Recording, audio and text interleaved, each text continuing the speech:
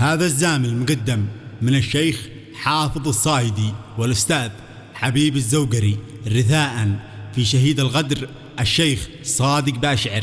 كلمات الشاعر هارون المقالح. تم التسجيل والمكساج في استديوهات فلاتر.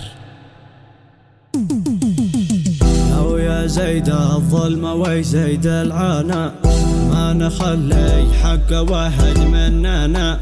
باشعر صادق ودمه دمنا، ما نسيب دمه لحلا في الدنيا. قال حافظ صايد احنا كلنا، ما نضيع دم صادق شيخنا.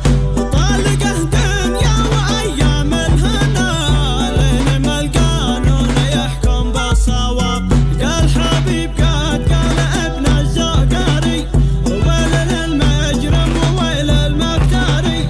ويا البنادق اجهزي وتعمري، ما نصفنا حتى بالطير الرقاب. يا اسود اب الابيه زمجري، للميادين هبي اليوم جمهري. يا رجاجيل للجموعات احضري، شرف الموقف واتحدى الصعب. مستحيل هذا القضيه بنسب، لو يطير الراس ولا بايشب.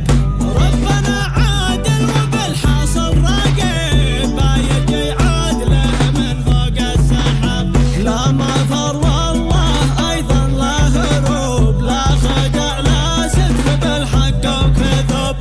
لا تخفي للجرايم والعيوب، الحقيقه واضحه وسط السراب. راح صادق الوفي وانقى القلوب، مات مغدور الرجل اهل الحروب. والاله يعلم وعلم الغيوب، انه سيده وما قد خان وعاب. يا اهل بعدا ويا اهل الشعر والعدن واسد، يا كم من عسر.